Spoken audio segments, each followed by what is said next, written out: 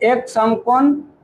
त्रिभुज जिसकी ऊंचाई इसके आधार से 7 सेंटीमीटर कम है, यदि कर्ण 13 सेंटीमीटर का हो तो अन्य दो भुजाएं का ज्ञात करनी। एक ये समकोण त्रिभुज है ABC, एक समकोण त्रिभुज है जिसका कर्ण कितना दिया हुआ है, कर्ण यहाँ दिया हुआ है 13 सेंटीमीटर, क्योंकि 90 डिग्री के सामने वाला भुजा कर्ण होता है और कर्ण कितना है 13 सेंटीमीटर। और यहाँ पे क्या कर रहा है, आधार से 7 सेंटीमीटर अधिक कौन है, ऊंचाई है, आधार से 7 सेंटीमीटर ऊंचाई।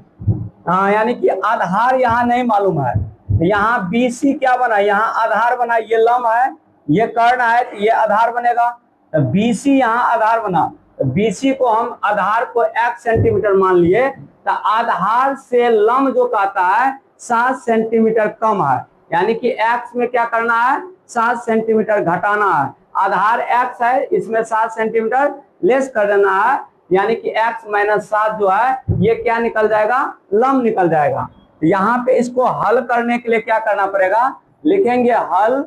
उसके बाद लिखेंगे माना समकोण त्रिभुज की आधार यानी कि आधार को B लिखते हैं, B बराबर कितना 1 सेंटीमीटर मान लीजिए। चलिए, तो जब आधार 1 सेंटीमीटर हुआ तो शीर्ष लंब कितना हो जाएगा, शीर्ष लंब यानी कि P कितना हो जाएगा, आधार से कह रहा है 7 सेंटीमीटर कम होगा लंब, तो आधार x है और 7 सेंटीमीटर कम मतलब होता है घटाना, इतना हो जाएगा आधार। और कर्ण हमको पता है, कर्ण कितना मालूम है, कर्ण आपको मालूम है, कर्ण बराबर मालूम है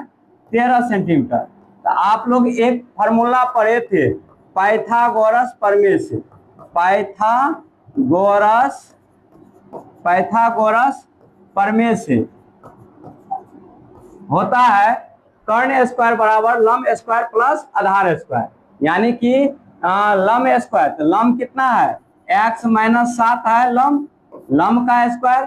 प्लस आधार का स्क्वायर, आधार x है इसका स्क्वायर बराबर क्या होता है, कर्ण स्क्वायर होता है। तो कर्ण कितना है 13 है, तो 13 का स्क्वायर कर देंगे। अब इसी को अगर सॉल्व कर लेंगे तो क्या हो जाएगा, a माइनस बी के होल स्क्वायर तोड़ेंगे, a स्क्वायर हो जाएगा x square minus 2 into a के जगह पे x है इंटू b के जगह पे 7 है और प्लस b स्क्वायर, तो 7 का स्क्वायर और प्लस x स्क्वायर बराबर में क्या हो जाएगा 13 का स्क्वायर 169 होता है। अब इसको अगर आगे सॉल्व करेंगे तो x स्क्वायर इस सबको गुना करेंगे तो 7 दूनी 14 माइनस 14x हो जाएगा और प्लस 7 का स्क्वायर 49 हो जाएगा प्लस x स्क्वायर हो जाएगा बराबर 169 हो जाएगा। अगर हम इसी को आगे थोड़ा शॉर्ट कर रहे हैं, इसको थोड़ा साइज में हम इसको छोटा कर रहे हैं, साइज में थोड़ा छोटा ले रहे हैं, इसको छोटा कर रहे हैं।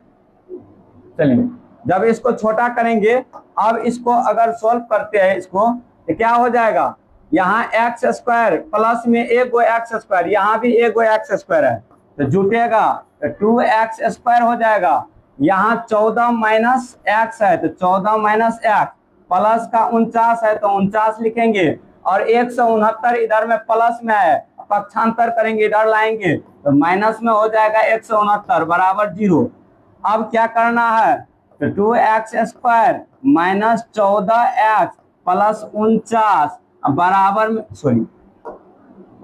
49 नहीं घटा के लिख देते हैं, यहाँ घटाइए तो माइनस वाला बड़ा है, यहाँ क्या बचेगा माइनस में बचेगा, कितना बचेगा माइनस, यहाँ 9 में से 9 घटेगा तो 0 और 16 में से 4 जाएगा, सॉरी 6 में से 4 जाएगा तो 6 में से 4 जाएगा तो 2 बचेगा, 1 का 1 को 120 बचा। अब इसको गुणनखंड विधि से क्या करना है, तोड़ देना है। जब गुणनखंड विधि में तोड़ेंगे सरल रूप में तो क्या करते हैं फर्स्ट एंड लास्ट करते हैं, यानी तो 2 कॉमन भी ले सकते हैं, यहाँ अगर 2 कॉमन ले लेते हैं तो और छोटा हो जाएगा। 2 अगर कॉमन लेते हैं, 2 कॉमन लेते हैं थोड़ा सा तो 2 अगर कॉमन निकालेंगे इसका तो क्या हो जाएगा, एक्स स्क्वायर माइनस का 7x माइनस का 60 हो जाएगा, बराबर में हो जाएगा